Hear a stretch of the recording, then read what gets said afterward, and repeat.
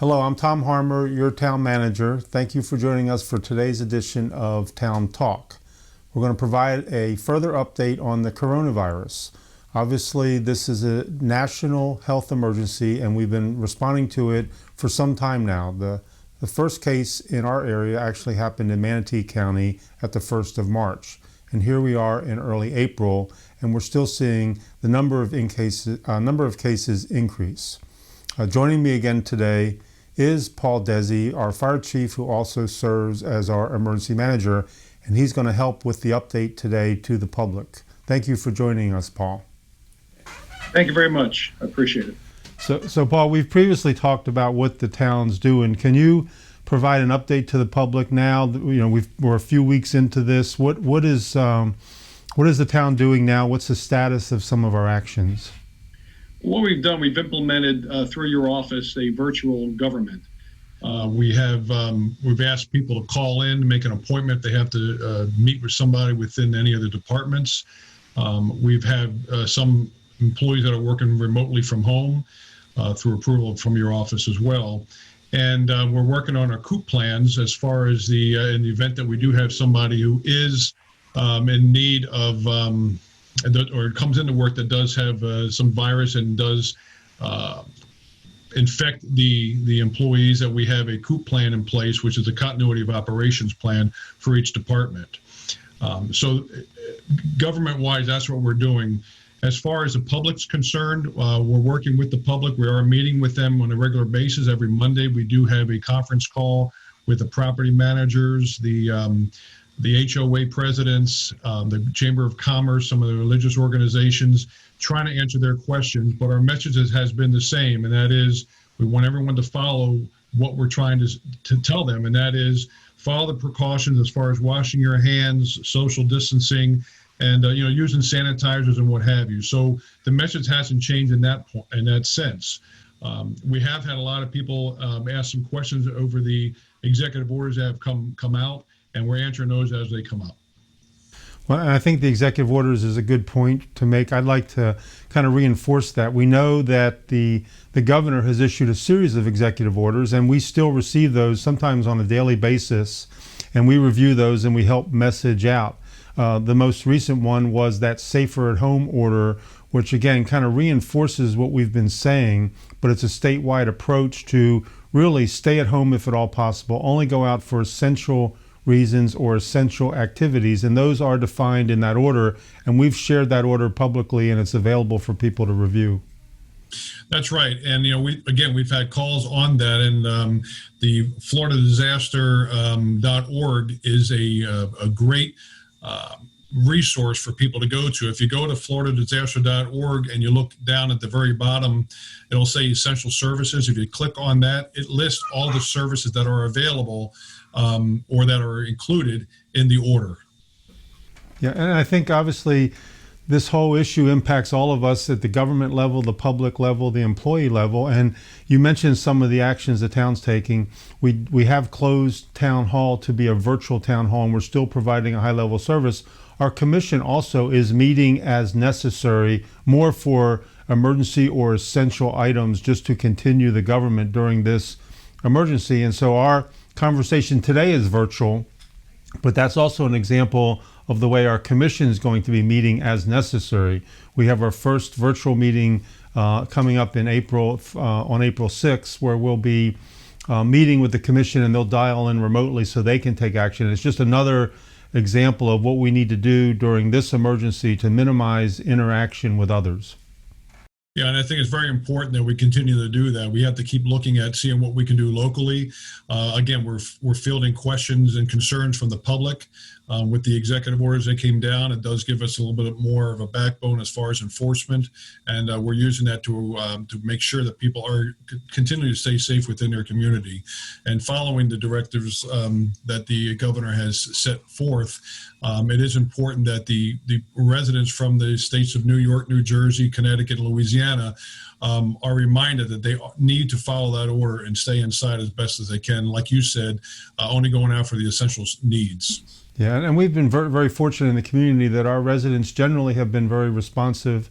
If we do get a complaint or made aware, we do send personnel out to go ahead and investigate and talk to the individuals and provide them the order and ask them to make sure they comply. And we've seen good compliance generally.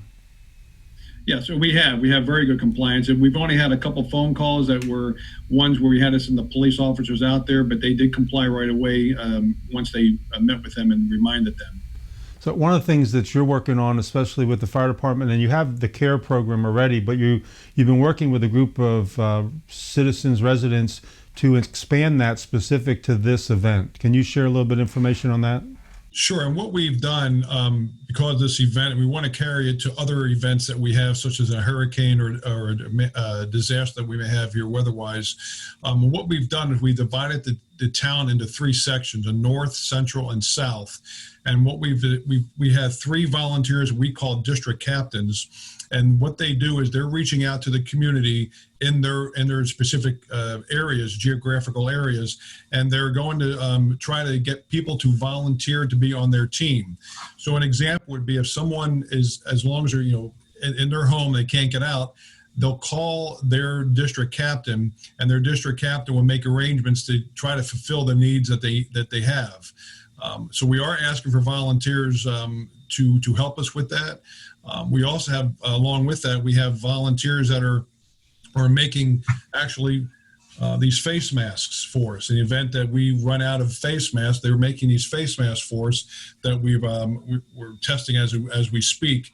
This is a prototype of what they've made, but this is this kind of stuff the community is doing for us, and we really, really do appreciate what they're doing. Yeah, and I think the program that you're working on now, where the three different captains can then help individuals that maybe need to stay home with all different types of things. It could be a technical problem with their computer at home, or it could be giving them advice on where to go to get food. It could be a book to read, or just being able to connect and talk to someone. So I think that broad level of assistance would be helpful to a number of our residents during these times. I'm glad you brought that up, because sometimes a resident just needs someone to talk to. And especially if they're by themselves or inside their home and they'll be barricaded inside your home all this time, it does get people depressed. And sometimes having someone you can at least call and talk to makes a big difference to some people. So yes, it's a broad perspective, spectrum of what we're doing, but also just keep in mind that we don't want to turn anybody away. If somebody has a question or a concern, we ask them to make contact, and we do have that number that we sent to all the property managers and the HOA presidents. They have that information, and it should be on their bulletin board, or sent to some of the residents that are inside their buildings. So what is that number? Can you share that now with the public?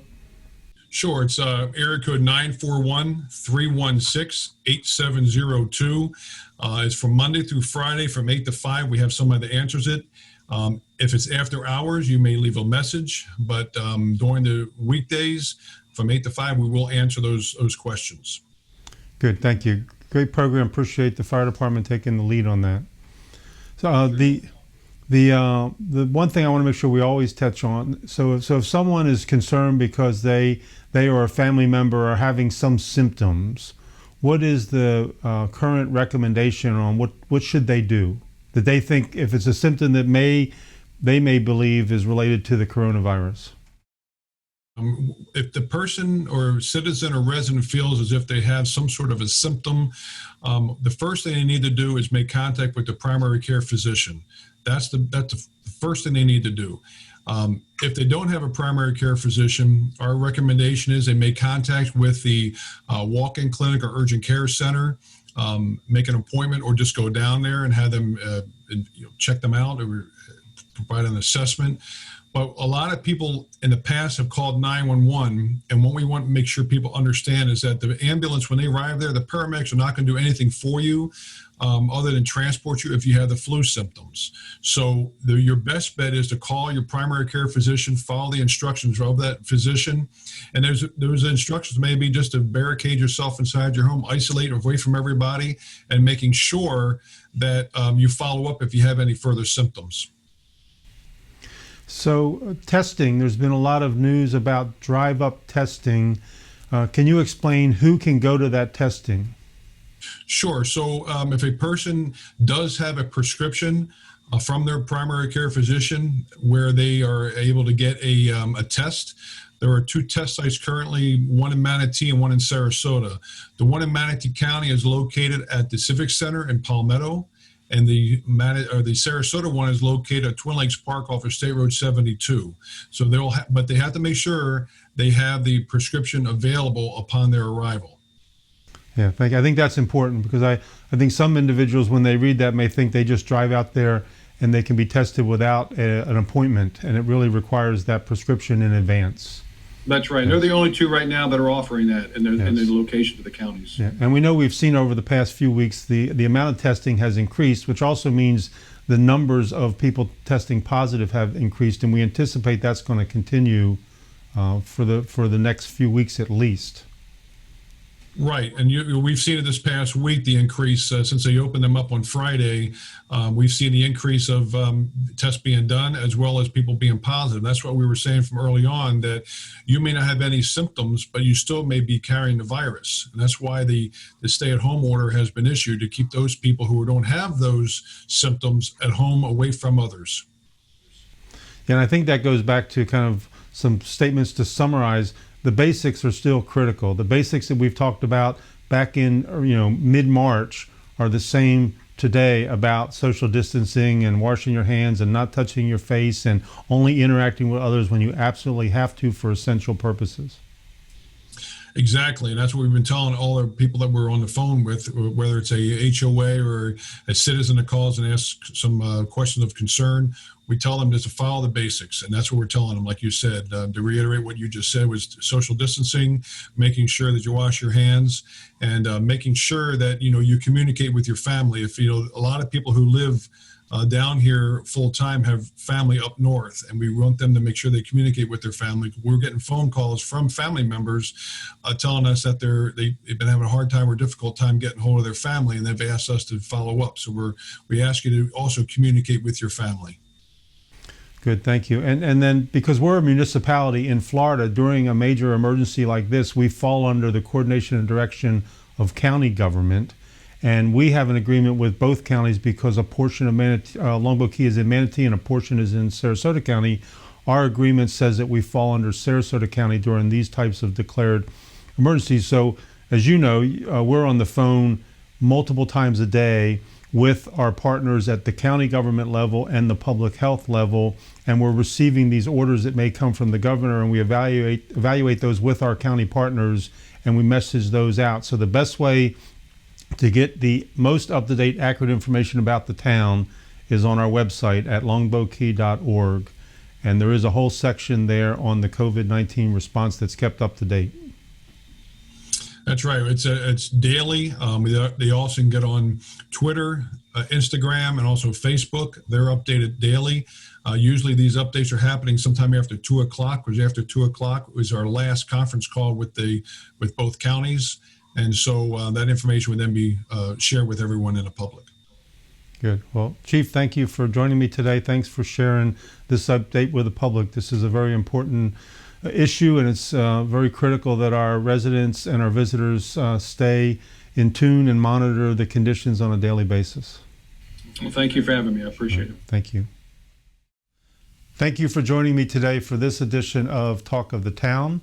Please monitor our website for further updates. Remember the basics and stay well.